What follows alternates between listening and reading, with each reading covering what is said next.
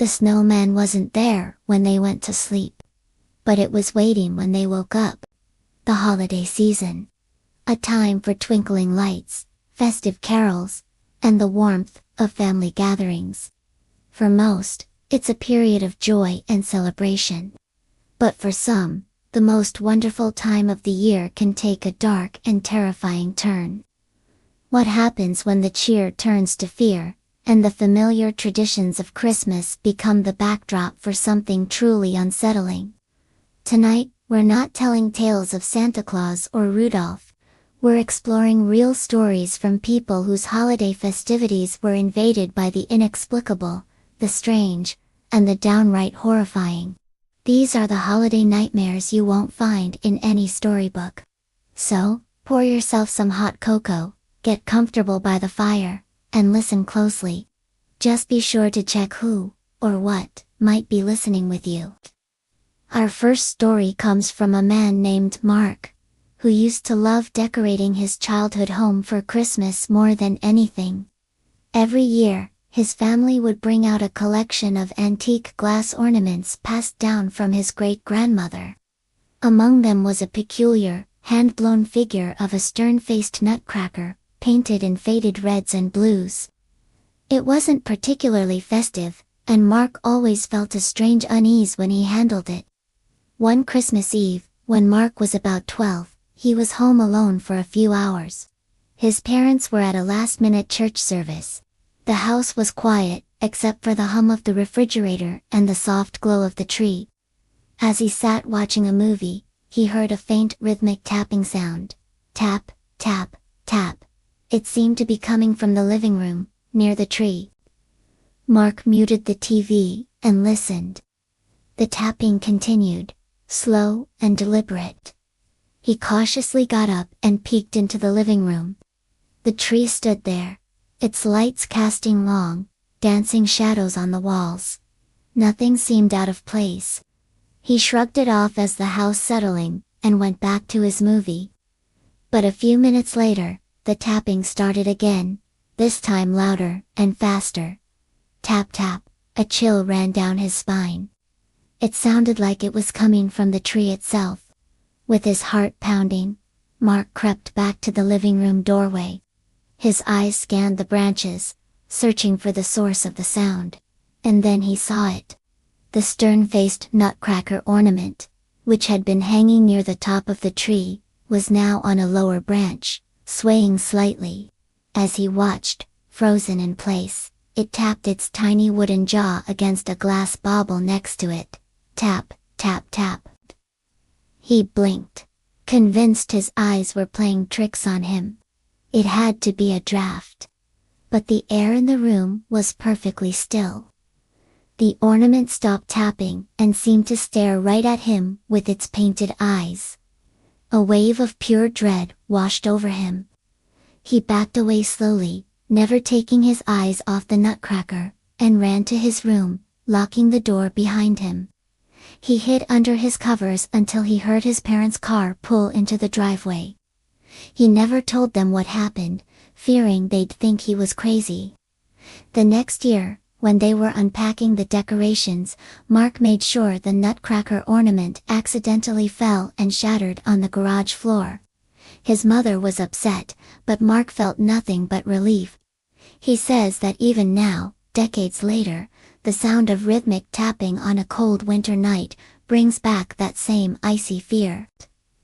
Next, we journeyed to a quiet suburban neighborhood and a story shared by a woman named Chloe.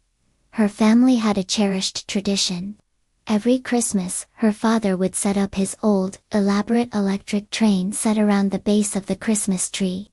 It was a vintage model from the 1950s, with a heavy black locomotive and several passenger cars. Chloe and her brother would spend hours watching it circle the track, mesmerized by the chugging sounds and the tiny light on the front. The Christmas she was 16 was the last time they ever set it up. The train had been running smoothly for days. On Christmas morning, after opening presents, the family was sitting in the living room, enjoying the peaceful atmosphere. The train was making its usual rounds, its familiar click-clack, a comforting background noise. Suddenly, the train screeched to a halt, not on a curve or a switch, but on a straight piece of track. Her dad, thinking it was a simple electrical issue, went to check on it. As he knelt down, the train's whistle let out a long, piercing shriek, far louder and more mournful than its usual cheerful toot. Everyone jumped. Then, just as abruptly as it stopped, the train lurched forward, but it was moving backward, in the wrong direction on the one-way track. It picked up speed, its wheels clattering unnaturally as it raced in reverse. Chloe's dad tried to unplug the transformer, but he couldn't get to it in time. The train sped backward around the tree, its whistle screaming continuously. The family just stared in stunned silence. Then, the locomotive derailed, flew off the track, and slammed into the wall with a loud crack, leaving a deep gouge in the plaster. Silence fell over the room, broken only by the faint hum of the Christmas lights. Her dad unplugged the set immediately. They examined the train, but there was no logical explanation for why it had malfunctioned so violently. The controller was still set to forward at a medium speed. From that day on, the train set was packed away in the attic and never brought out again. Chloe says the memory of that rogue train and its mournful, human-like scream still haunts her family's Christmases. Our final account takes us to a snowy, isolated cabin in the mountains of Colorado. A group of 4 college friends, including our storyteller, Alex, decided to rent a cabin for a week over winter break for a digital detox Christmas. No phones, no internet, just a fireplace, board games, and the quiet of the wilderness. The first few days were idyllic. They hiked, played cards, and enjoyed the solitude. On Christmas Eve, a heavy snow began to fall, blanketing the landscape and further isolating them from the outside world. As they sat around the fire that night, sharing stories, one of them, Sarah, started humming a Christmas carol.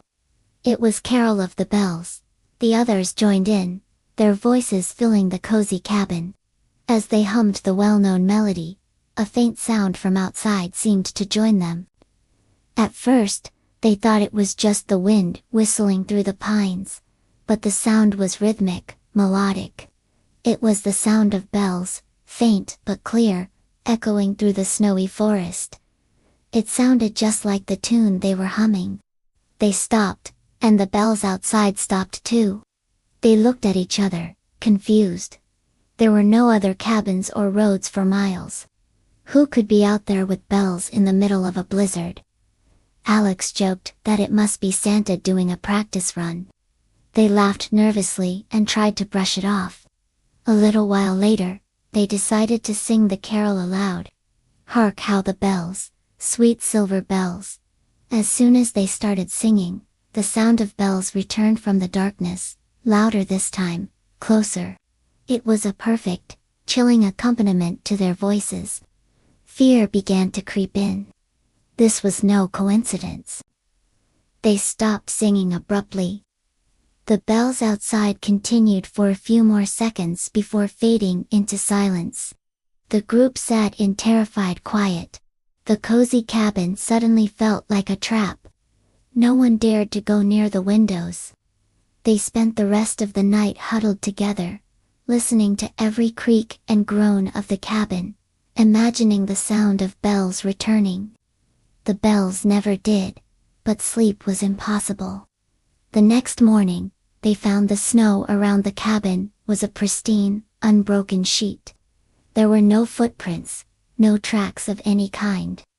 No sign that anyone or anything had been just outside their door.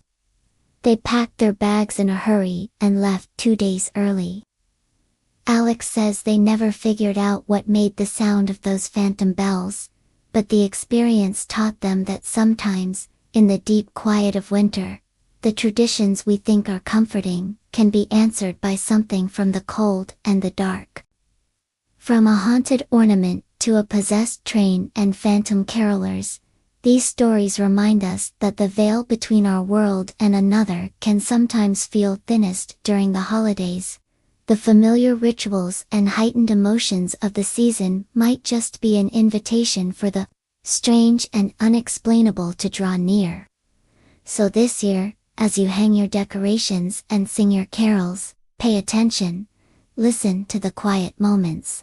You never know what might be listening back. Thanks for joining us in the dark. Don't forget to like this video and subscribe for more true, terrifying tales. Stay safe, and have a watchful holiday season.